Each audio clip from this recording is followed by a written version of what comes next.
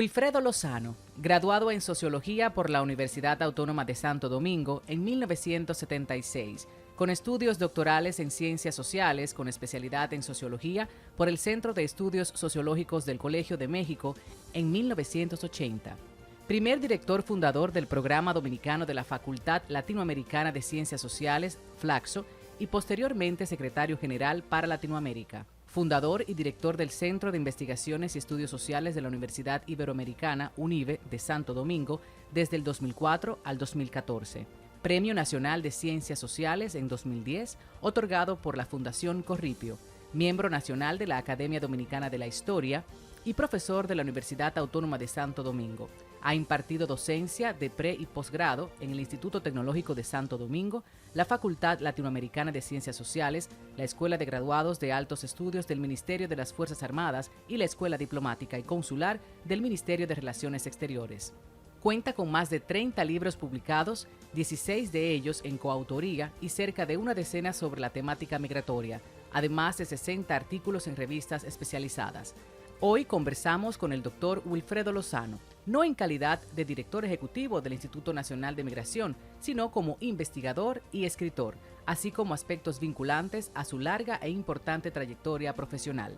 En ese sentido, FLACSO República Dominicana presentó recientemente a la comunidad académica e intelectual La política del poder, la crisis de la democracia dominicana en el siglo XXI, segunda edición, la cual ofrece un relato histórico de los últimos 30 años de acontecimientos políticos en República Dominicana que son fundamentales para comprender el proceso de consolidación democrática en el país.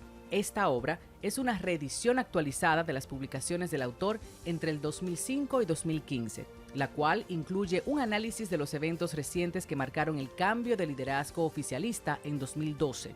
Además, se abordan temas clásicos en la historia política dominicana, como el faccionalismo, el clientelismo y el neopatrimonialismo. Esta obra del Dr. Lozano no solo ofrece una visión detallada de la evolución política del país, también permite reflexionar sobre su impacto en el presente.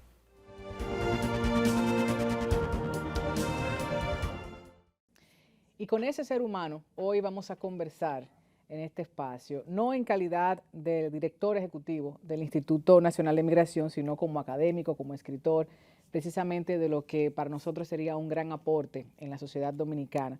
Vamos a estar presentando este libro que recientemente nuestro país conoció a través de FLACSO, República Dominicana, La política del poder, la crisis de la democracia dominicana en el siglo XXI, la segunda edición.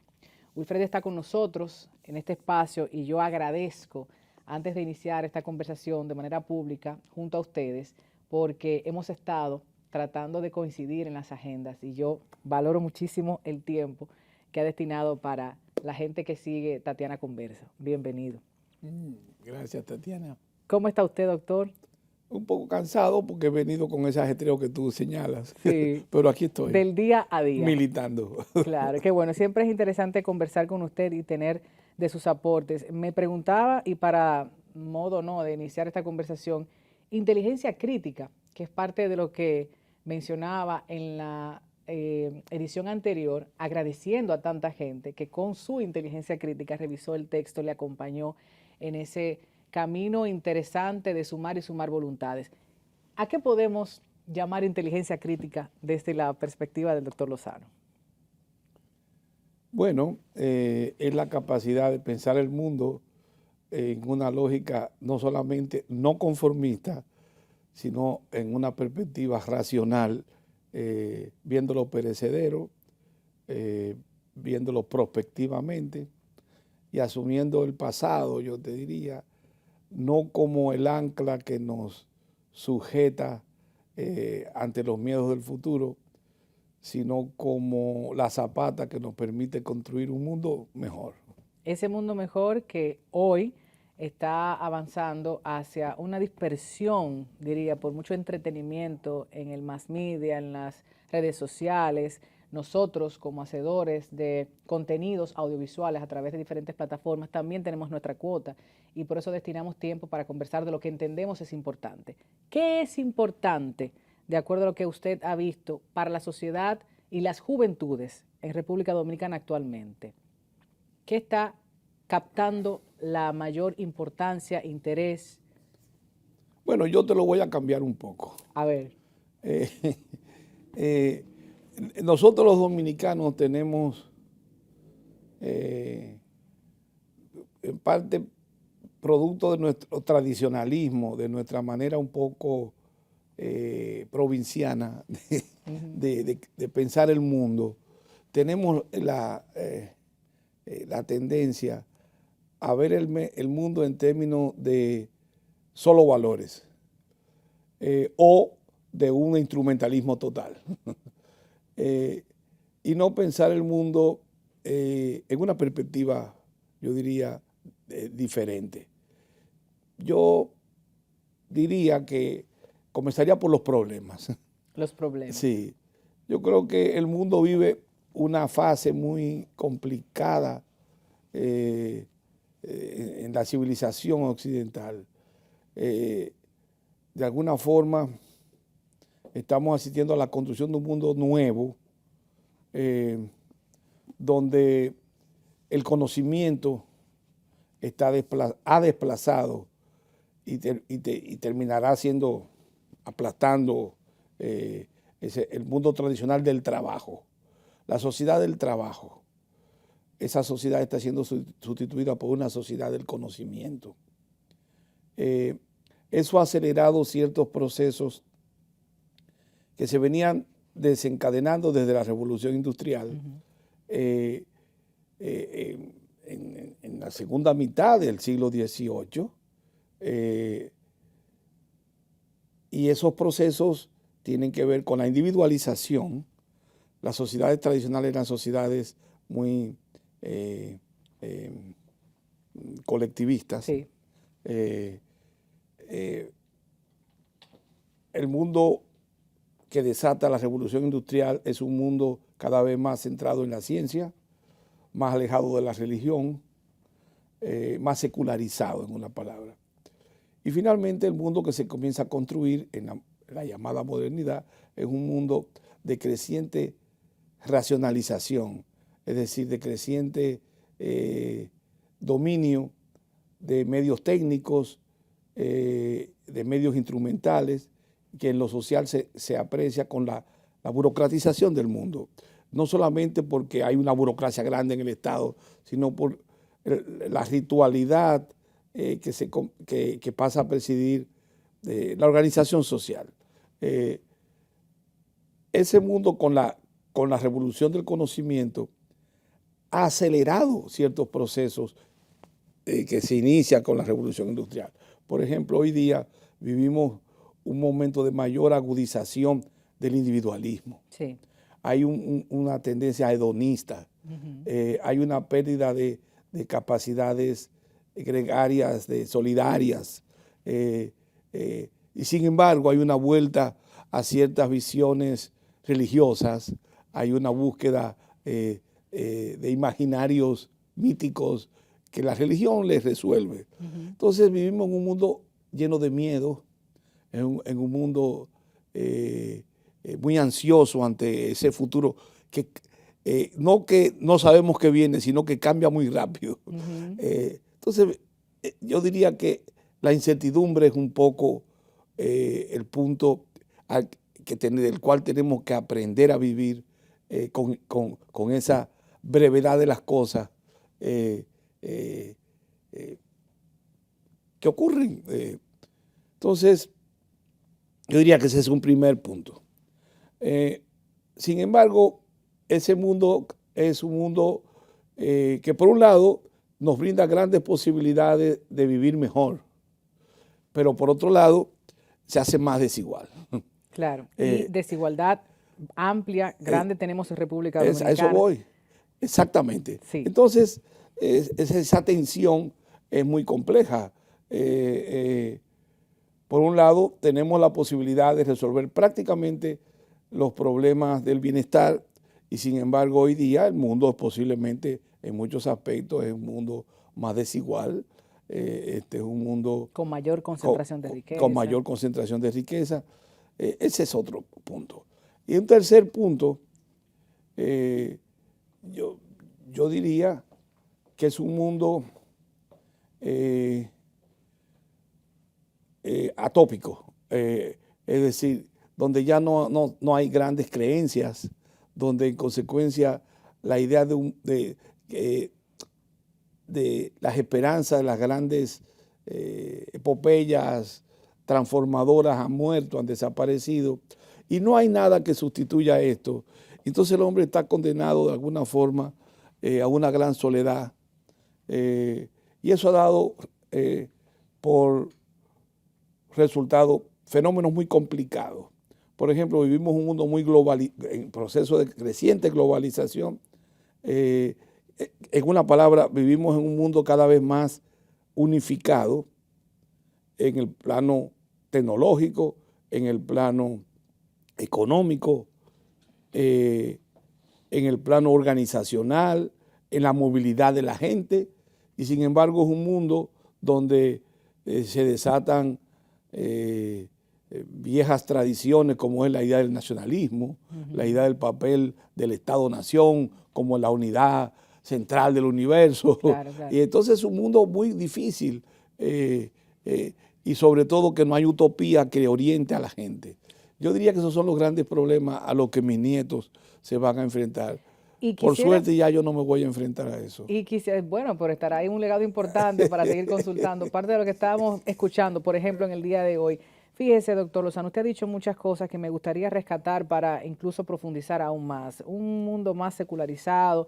Hemos visto una crisis de catolicismo por menos creyentes, un pensamiento quizás un poco más agnóstico que cuestiona o que cree saber porque va y consulta en las plataformas digitales, y esa es otra discusión. Si nos vamos específicamente a la masa, a la gran población de República Dominicana y todas estas cuestiones que usted ha dicho, cuando menciona conocimiento, y ahí yo quiero preguntarle cuál de los conocimientos y cuál de las prioridades, porque si bien es cierto, tenemos muchas necesidades básicas insatisfechas, esto hace que producto de nuestro clima, de nuestra condición geográfica, de nuestra historia, de nuestra cultura, nuestra manera de comportarnos, pues quizás nos relajemos más que otros países, otras culturas. Entonces, probablemente no estemos tan preocupados u ocupados en estas cuestiones, doctor. ¿Cómo lo ve usted?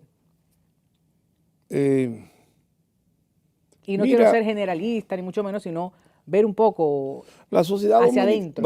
Metiendo ya más, porque yo estoy hablando en un plano muy universal, pero metiéndonos más acá. Aquí a nosotros. Esta es una sociedad que sigue siendo muy isleña, una sociedad muy tradicionalista. Los dominicanos. Conservadora. Pero eso sería lo de menos, porque los británicos también lo son. ¿O es conservadora según? No, así. Como decían más dominicanos, así en el mar con la pedra. Sí, no, a donde quiero ir es que somos una sociedad que vivimos procesos muy modernos, sí, y sin embargo pensamos muy a la antigua. Es decir, esta es una sociedad donde hay 2 millones de dominicanos que viven fuera, quizás haya 1 millón de extranjeros que vivan aquí. Es una sociedad donde de los hogares dominicanos prácticamente más de la mitad tiene al menos un pariente que vive fuera, y la misma proporción de hogares recibe ayudas de fuera. Los dominicanos son de las comunidades que más se mueven en el mundo, y eso nos debiera haber acostumbrado a que el mundo es abierto. El mundo es es más complejo, hay otras culturas. El dominicano que vive en Boston, por ejemplo, tiene que acostumbrarse a vivir en un mundo de universidades, de investigaciones, etc. Una mujer que vive en Milán está acompañada de la moda más moderna y del arte más exquisito del Renacimiento. Entonces, sin embargo, el dominicano es tradicionalista, tiene una idea de la mujer como si fuera un objeto y la ve como si fuera del siglo XVIII. El dominicano rechaza la cosa más exquisita del mundo moderno. Entonces es un problema muy fuerte, que son cosas que pasan en el mundo, pero quizás en algunas sociedades como que se juntan, se sintetizan. Esta es una de ellas. Es muy preocupante algunas cosas que se derivan de eso. ¿Por qué matamos tantas mujeres? Sí. ¿Por qué los hombres son tan violentos con las mujeres? ¿Por qué las mujeres son tan frívolas en sus relaciones con los hombres? Es un asunto complicado. ¿Por qué los hombres abandonan el camino de la educación y del conocimiento y sin embargo quieren seguir siendo los patos machos del hogar? Es un asunto complicado. Esos son los problemas que tenemos como sociedad y hay que enfrentarlos. Pues, sin embargo, hay otras cosas que no las valoramos y que sin embargo se han ido avanzando. Este país ha ido avanzando en la mejoría del nivel de vida. El dominicano vive mejor que hace 50 años. Claro. Sin entender eso no vamos a entender por qué los dominicanos no cortan caña. No es que no cortan caña porque hay haitianos, es que sencillamente los dominicanos viven mejor y no necesitan cortar caña. Como pasa en otras culturas. En otras culturas. Y otros grupos. Entonces, ese es un mundo difícil de entender, es un mundo difícil de uno convivir ahí. Y bueno, yo creo que tenemos que aprender a ser más críticos y nuestras élites dirigentes, que son bastante irresponsables en el manejo de estas cosas, en vez de estar estimulando discusiones, orientando en el camino de superar estos problemas, nuestras élites se aferran a valores tradicionales, se aferran a cuestiones que ya están superadas en otras partes del mundo. Por ejemplo, ponte a ver cuando... Sin embargo, doctor, discúlpeme que le interrumpa, desde el marketing político, esa palabrita que usted mencionó ahorita, el miedo, que yo le sumo el terror, son elementos fundamentales para dirigir cualquier... Esta es una cultura del miedo. Entonces, imagínese la usted, gente vive aquí funciona. Con miedo, conviven asustados de cualquier cosa. Sí. Hasta para cruzar la esquina, ahí sí hay que tener miedo, porque cruzar la esquina aquí es una proeza. Pero a dónde te voy, Tatiana, es que es una sociedad que quizás no se quiera pensar a sí misma, tiene miedo de enfrentarse a sí misma, quizás tenga miedo de enfrentarse a lo que somos. O autoconcebirse como la identidad real que tiene, porque es una no identidad, nos vamos a ir a la identidad del dominicano quizás no la entienda muy bien. Es un tema, eso es otro tema. Ese es un tema que hay que discutir, porque es una identidad compleja. Sí. No es mucha gente piensa que la identidad del dominicano es la de Concho Primo con un sombrero y un colín al cinto. Y es un mundo muy distinto.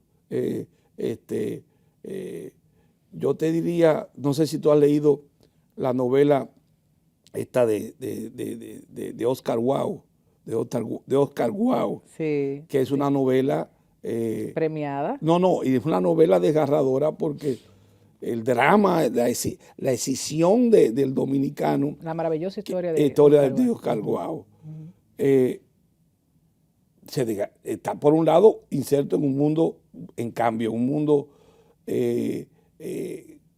con rascacielos de 200 pisos, en Nueva York, en un consumismo brutal, en una sociedad ultramoderna. Y por otro lado, en el tradicionalismo más recóndito.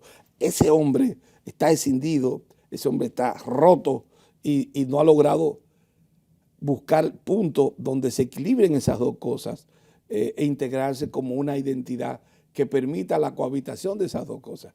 Yo diría que esa novela, si hay algo que puede narrar literariamente las desgarraduras de nuestras identidades, está en esa novela. Mire que a propósito debería Yusef también centrarse en algunas de nuestras mujeres en Europa específicamente. Conocí una recientemente, tenemos que hablar de eso después, 20 años viviendo en La Spezia, en Italia, y ella no había salido a ningún otro lugar.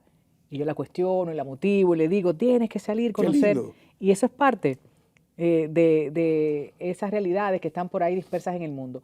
Vamos a hacer una pausa publicitaria. Cuando estemos de regreso, entramos de lleno entonces en esto y otros temas, porque hay tanto que aprender, conocer del doctor Lozano, que la verdad es que sería injusto solamente una hora. Pero para los temas migratorios, eso será otra invitación, que no es el programa que estamos desarrollando en el día de hoy. Quédese ahí.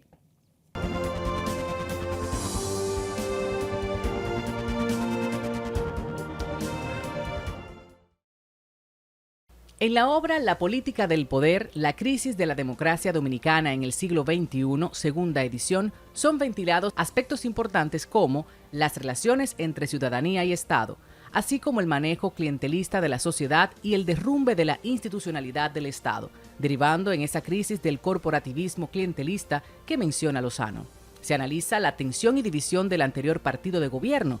Se consideran aspectos como una economía estable y la dispersión de la oposición en contraste y desventaja ante la fortaleza de la Marcha Verde, sobre la lucha contra la corrupción y su impulso por la clase media. La República Popular China y Estados Unidos encuentran sus párrafos como asuntos de interés para la agenda política local. Lozano no deja de lado las afectaciones de inmigrantes indocumentados, de las mujeres y otros grupos minoritarios. Profundiza en la crisis de la izquierda y sus transformaciones en el poder, analizando también la nuestra en el espejo latinoamericano.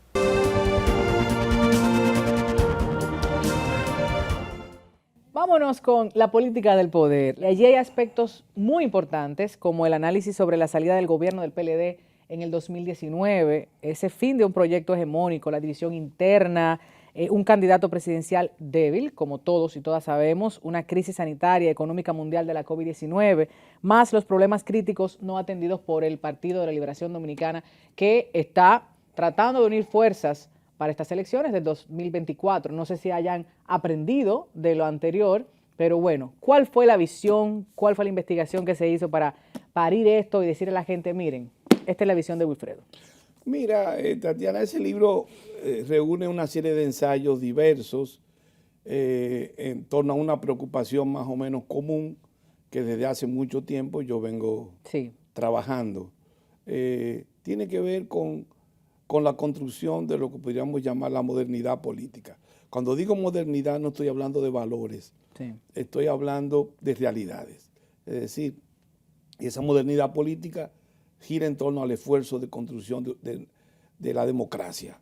Entonces, en ese libro es un esfuerzo por pensar cómo el proyecto de construcción de la democracia se apuntala en su fase última y cómo se corroe las bases de esa construcción democrática, dando lugar a lo que yo llamo una democracia clientelar, que es un oxímoron, es decir, es una paradoja, porque no puede pensarse la democracia sostenida sobre base de clientelar. Sin embargo, usted dijo realidad. Sí, pero esa es la realidad. Es un retrato. Eso es un retrato. Bueno, entonces, el libro reúne diversos estudios. Hay una parte que trata cuestiones más generales de América Latina, esencialmente el tema del lugar que ocupa el Estado en este proceso, en términos comparados en la región. Hay todo un análisis sobre la cuestión de la izquierda latinoamericana. Pero el grueso del asunto está en un estudio de la política de partido, porque como sabemos, la construcción de la democracia, sus agentes predilectos, desde el punto de vista de la construcción política, son los partidos políticos, aunque la construcción de la democracia es sobre todo el resultado de la construcción de un ciudadano democrático. Y ahí que comienza el problema. Claro. Por un lado hemos construido partidos modernos en el sentido de que son organizaciones eficientes, eficaces para contar simpatizantes, para ganar votos, etcétera. Hemos creado un marco de reglas del juego razonablemente estable que asegura que ya no vamos a dar más golpes de Estado, por lo menos durante un rato. Es decir, por un lado avanzamos, pero por otro lado hemos hecho esa construcción envolviendo a la gente en lógicas clientelares, vale decir, hemos construido lealtades políticas en base a la seducción, no de un argumento, sino de la transmisión de una prebenda. Y a cambio de eso he conseguido votos, he conseguido lealtades. Y eso corroe la competencia democrática y eso cuela relaciones autoritarias, como que permean todo el sistema que acabo de describir. Al PLD le tocó la fase última de ese proceso. Cuando digo la fase última, no es porque ahí se acabó, sino porque en ese momento era el último momento. El último respiro. Sí, el último respiro del náufrago. Sí, que fueron le tocó, una tras la otra. ¿En qué consistió la cosa? La historia comenzó, bueno, no voy a meterme por ahí. El PLD como partido muy fuerte comienza una gestión interesante en el primer gobierno de Leonel, tratando de crear cimientos institucionales, pero poco a poco quedó envuelto para sostenerse, para conservar el poder, que poco a poco va clientelizando sus relaciones políticas con los ciudadanos, y por ahí va clientelizando la sociedad. Ya no era simplemente un discurso populista, como ha sido la tradición, sino ahora es una lógica prebendaria. Esa lógica termina rompiendo la relación de ese partido con la sociedad desde el punto de vista de la cooptación legítima de lealtades, y su sustitución por una política de prebendas. Ese partido pasa a ser víctima de esa propia lógica con el ciudadano, y al interno del propio partido se clienteliza la relación entre los líderes y sus bases. En fin. Desde la relación comité político, comité central y todo lo que se deriva de allí. Entonces, esa es una parte de la historia. Esa es la parte más visible. Pero hay otra parte. Al PLD le toca liderar lo que podríamos llamar el proceso de creciente apertura de la economía dominicana a lo que se ha llamado una política neoliberal. ¿Qué quiero decir con esto? Para hablar un castellano sencillo. Para todos los públicos. Es una política de creciente privatización de la economía, de la parte que estuviese en manos del Estado, una creciente desmovilización de los trabajadores organizados, una creciente...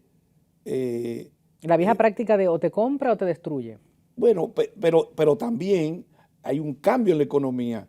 El mercado de trabajo pasa a ser flexibilizado, es decir, se anulan los contratos colectivos de trabajo, hay una creciente individualización de la relación del trabajador con su empresario, ya no mediado por sindicatos, hay una pérdida de poder de los sindicatos, en fin, y hay una creciente fuerza del mercado como categoría frente al papel que había tenido el Estado. Y en consecuencia hay una mayor vulneración social de la gente común. Esa sociedad liberal, neoliberal que se está construyendo, marchaba bien mientras la economía marchara bien. Mientras se pudiera movilizar recursos en una lógica clientelar que mantenía tranquilas las bases y comprada a los ciudadanos. Y esto lo voy a decir yo, recursos lícitos e ilícitos. Continuamos.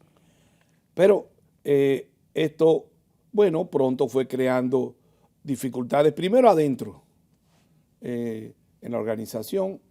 Eso avanzó hacia una división interna muy fuerte, en un partido que tenía vocación de convertirse en un aparato político absoluto. Luego fue generando problemas con el propio empresariado, porque ya pasaron ciertos sectores dentro del mismo aparato a su élite política a competir con los propios empresarios. Y esto lo digo yo, el empresariado, el que está llamado en todos los países del mundo a quitar y poner presidentes. Continuamos. Ese fue otro punto. Y finalmente, bueno, esto dio lugar a un creciente descontento de la gente, hubo una ruptura, si se quiere, hasta de expectativas socioculturales.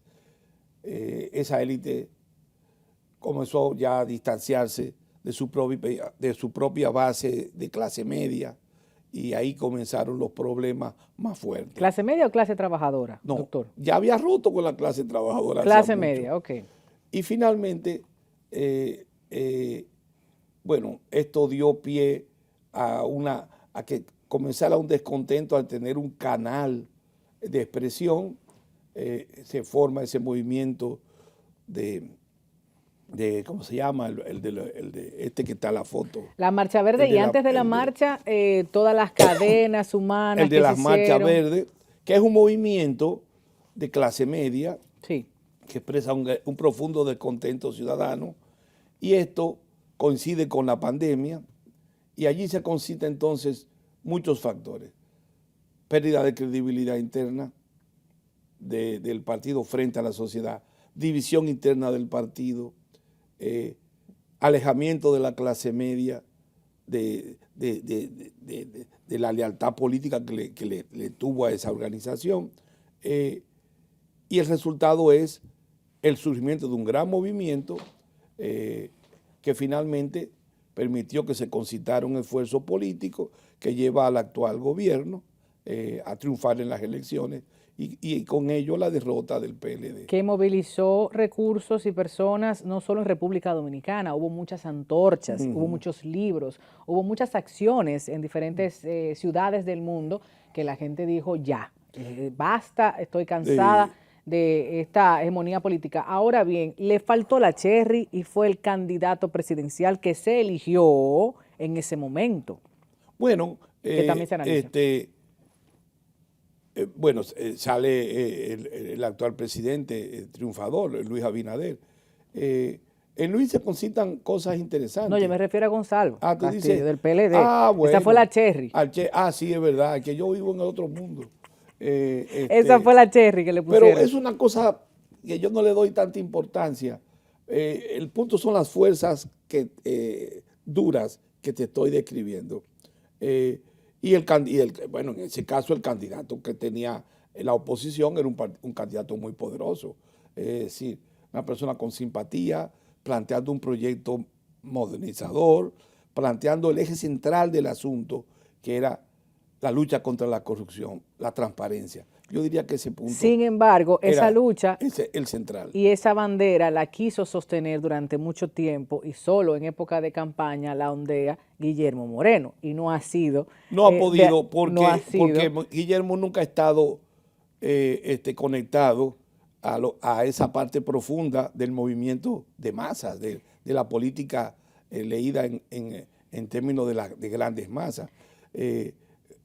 Guillermo es un tipo extraordinario, buen orador, sí, hombre culto. Muy culto, muy inteligente. Hombre inteligente, pero no tiene ese feeling de masas, o no ha podido tenerlo hasta ahora. República Dominicana es también masa. También masa. Claro, y tenemos que hablar del retiro de Leonel Fernández, que obviamente fue un golpe bastante importante para el PLD. Es la división, es la parte que yo planteo de la división.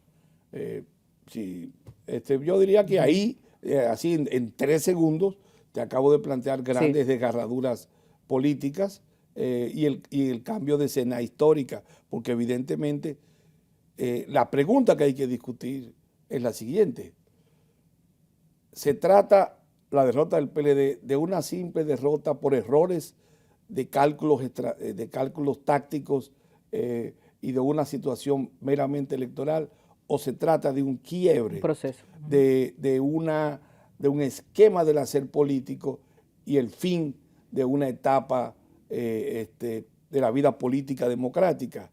Y añadiría una tercera posibilidad: con el fin de ese gobierno, con el quiebre de ese esquema de hacer la política, se quiebra también la política neoliberal.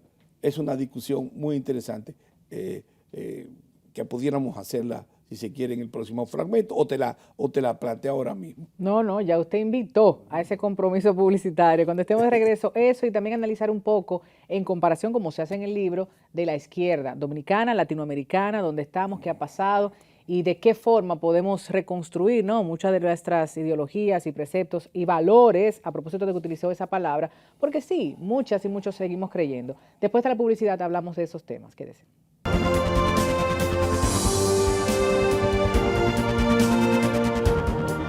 De regreso en esta interesante conversación. ¿Por qué insisto en la salida, división, como planteaba el doctor Lozano en la pasada conversación, el pasado segmento? Porque hoy está también sumando y la Fuerza del Pueblo ha hecho muchísimos errores y bueno, estuvimos en redes sociales criticando la elección de algunos candidatos que todavía no entendemos cómo.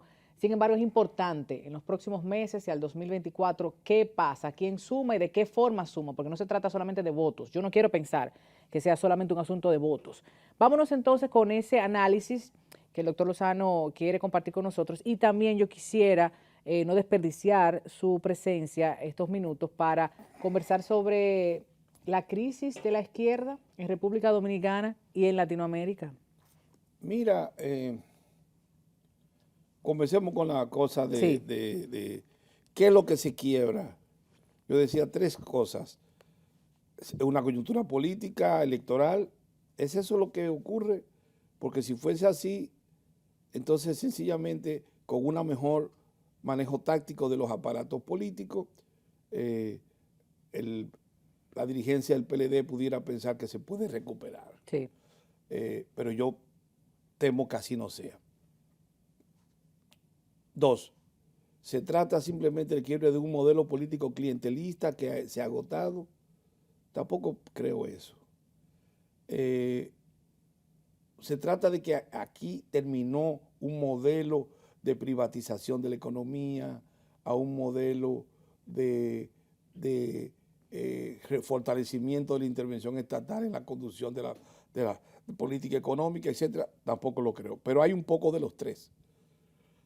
Estamos asistiendo, yo sí creo, a un nuevo escenario en el que el empresariado, gústele o no le guste, va a tener que ir asumiendo un compromiso social y la sociedad se lo va a exigir. Estamos asistiendo a una total transformación de la política de partidos, donde si bien los partidos siguen siendo muy poderosos y narigoneando al ciudadano, yo siento que su espacio de movimiento se está restringiendo y van a tener que aprender a convivir con una sociedad más empoderada desde el punto de vista del ciudadano. Eso está por construirse. Estamos asistiendo a una escena global, a una escena mundial, de una creciente fragmentación, de una multipolaridad. Emergen los chinos, Estados Unidos pierde poder, la Unión Europea pierde fuerza, en el tercer mundo se dan opciones que trata con la India, Brasil, de sacar su cabeza propia, y todo esto está forzando a la República Dominicana a construir una política internacional distinta, admitiendo esas realidades. Eso lo ha comprendido muy bien el canciller Roberto Álvarez, sí. Y creo que está haciendo un esfuerzo interesantísimo por hacerle un espacio a la República Dominicana en esa escena, en esa nueva escena mundial. Pero son procesos apenas en ciernes, son cuestiones que están abriendo camino. Este país no se ha enfrentado, sus élites intelectuales no se han sentado a pensar esos retos estratégicos que nos está imponiendo esa nueva sociedad. Pongámonos a pensar en una cosa como el sargazo de las playas. Sí. El manejo del sargazo está poniendo en peligro la propia economía en la que se sostiene este país, que es el turismo. Claro. Pero el sargazo está obligando a la República Dominicana a un esquema de alianza con empresarios de otras latitudes que son del turismo, está obligando al país a hacer una política de inversión turística en estrecha conexión con ambientalistas, con científicos, con otros estados, en sí, nos estamos transnacionalizando en ese sentido. El sargazo, esa dificultad nos está obligando a aprender de la complejidad de ese mundo nuevo en el que nosotros no estamos solos, nosotros estamos obligados a compartir con los otros.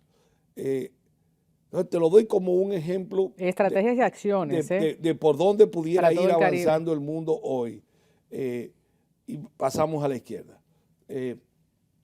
Yo creo que la gran enseñanza que debe aprender la izquierda no es solamente que se derrumbó el socialismo como el proyecto leninista del asalto al Palacio de Invierno, etcétera. América Latina y la experiencia china, y no solo el derrumbe del bloque soviético, sino la propia experiencia china, nos da como ejemplo varias cosas. Número uno, el capitalismo va a durar más tiempo de lo que pensábamos. O de lo que queríamos. O de lo que queríamos. Y ante el derrumbe del socialismo, la izquierda tiene que aprender que la única manera de lograr una mejor sociedad, de lograr la construcción de un ciudadano, no solo que habita un mundo más vivible, sino que lo haga de manera más responsable, es luchando por más democracia. Solo una mayor democracia asegura sostener la democracia. Y la lección es que la izquierda ha entrado al poder, la izquierda que llegó al poder en América Latina lo hizo porque abandonó esquemas tradicionales de choques frontales. La guerrilla, el populismo radical, etcétera. Llegó al poder. Y así como llegó al poder, también salió del poder. Pero también ha vuelto al poder. Sí. Y eso le da una lección. Número uno, la izquierda puede llegar al poder por una vía competitiva. Dos, la izquierda ha entendido... Competitiva, legítima. Legítima, de elecciones. Sí, sí, sí. Dos, la izquierda está aprendiendo que no solo que puede vivir en democracia, sino que tiene que, para existir y crecer, precisamente aprender a vivir en democracia. Y yo creo que eso es una gran lección. La izquierda dominicana tuvo 3 grandes fracasos, a mi manera de ver, que tienen que ver con la no aceptación de esto. Uno, la caída del campo socialista dio la oportunidad a muchos partidos de izquierda de agarrar la agenda democrática y hacer la suya. La izquierda no quiso esto y vio la llegada al poder del PRD en el año 78 como una especie de charada burguesa, y en la que había que aprovechar para organizarse hasta el momento en que pudiéramos tomar el poder. Dos, cuando cayó el campo socialista, en consecuencia, no hubo una renovación democrática de nuestra izquierda, cosa que ocurrió con los españoles y con los italianos, y sobreviven todavía como partido. Y cosa que ocurrió con el PT en Brasil, y por eso están en el poder. Por eso lo sacaron ganaron, con lo sacaron y volvieron. Con todas las acusaciones y vejaciones que se hicieron. Otro problema. Están en el poder. Sí, la izquierda tuvo otro problema. La guerra civil del 65, si bien dejó como resultado una derrota militar, la izquierda no encontró el camino político para aprender a sobrevivir esa derrota. Entonces ahí es un problema complejo que merece estudiarse, pero la izquierda no sacó de ahí lecciones políticas. La renovación me ocupa, porque también lo veo en otros movimientos, por ejemplo, el movimiento de mujeres, renovación. Entonces la izquierda tampoco ha aprendido darle participación. Otro tema que la izquierda dominicana estoy hablando ahora. La idea de que en un mundo donde el populismo tiene esa fuerza, donde el proyecto socialista, tal como se concibió en sus orígenes, ha desaparecido. Y no es lo mismo socialismo europeo que latinoamericano. No, lo mismo. No es lo mismo. Mucho menos caribeño y dominicano. Pero Eso hay que tomarlo en el cuenta. punto a donde voy es que la izquierda no entendió el componente cultural que tiene esto. Si algo puede hacer que la izquierda sobreviva, es entender el componente cultural de la política moderna, sobre todo en un mundo donde el conocimiento es clave. Eso lo ha comprendido muy bien la derecha, Claro, que y lo controla usa. todas las redes, con Lo usa. poquísimo dinero. Lo usa. Ese es un tema muy complicado. Entonces, eso aisló a la izquierda, la apartó del movimiento de masas, dejó esto en manos del populismo, dejó esto en manos de grupos conservadores que hoy por hoy tienen buen espacio de audiencia en los medios tradicionales, pero sobre todo los modernos de hacer la política, la televisión, la radio, pero sobre todo las redes comunicacionales.